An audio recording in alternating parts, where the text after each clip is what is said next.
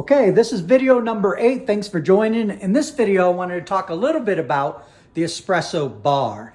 These are some of the extra things you can do to make it an enjoyable experience.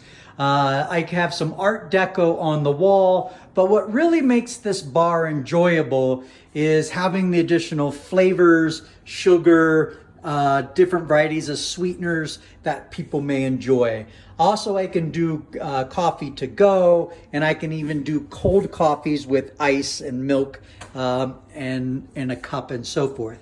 The other thing I wanted to point out, which I really like, is having signs to spruce up your bar, but also having a menu.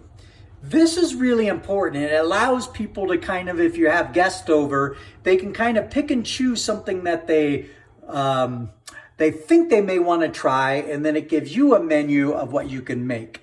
I also want to talk in this video a little bit about the cups that I like to use.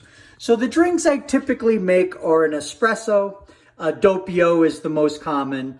A ristretto. A ristretto is a short pull double shot.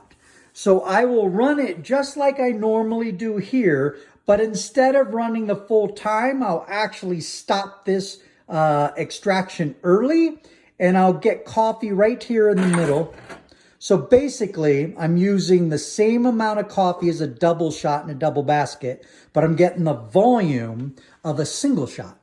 This is what they call a ristretto, and this is typically a short pull or a short extraction where you get the best qualities of the coffee bean and you don't get the bitter qualities, which tend to come a little bit later. The other drinks I really like to do are a lungo, where you just take your 2 shots of espresso and then you take your regular coffee cup and you put it under the hot water spigot and you dispense additional hot water. And that just is basically like, many people call it, instead of calling it a lungo, they call it an Americano. So that's hot water added to espresso shots. Another really good coffee I enjoy. Avogado, that's a lump of vanilla ice cream in the base and 2 shots of espresso over the top. If you really want to show off and impress your friends, that's what you do. A con pana,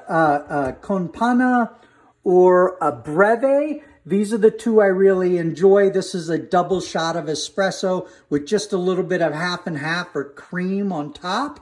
And this is my go-to drink. This is what I drink at work every day. I have 2 or 3 of these in the afternoon. And what I love about that is I don't sip coffee, I slam coffee. But 2 shots of espresso is actually quite hot, and it's too difficult to slam that down. So when I do a breve, I'm really putting the cream in just because it's cold half and half, and it brings the temperature down so I can slam that drink. And that's my go-to, that's my favorite. You can also do cafe con helio, which is a couple lumps of ice cubes to help bring down the temperature, and you can slam that, but you'll need a larger cup. So there's a bunch of different ways to celebrate your bar and make it a fun, enjoyable experience. But this is one of my favorites, is having that little placard menu. All right, let me show you some of the cups that I like to use. I have an espresso cup and I have a cappuccino cup. And then I don't have the fancy espresso. So you'll see a lot of really fancy espresso cups. They're real decorative, they're colorful. I don't like those, and I rarely use those. What you really want in a high quality espresso cup is a very thick wall, ceramic, high quality, simple, but it really allows the temperature to stay inside so it stays nice and hot, or the right temperature. Remember, this is a very small amount of volume, so the temperature is really important. One of the tricks is when you go to get an espresso shot, you start with a little bit of water in your cup, and then you dump that water out, and the temperature of this 200-degree water in this cup was just enough to heat that ceramic. And if you feel it, it's actually a nice warm cup. Now I can run my double shot, pour it into this hot cup, and boy, that's just gonna hold the temperature so much better. All right, cappuccino cup. Typically, a cappuccino is 1/3 espresso, 1/3 milk, and 1/3 foam. That's a cappuccino.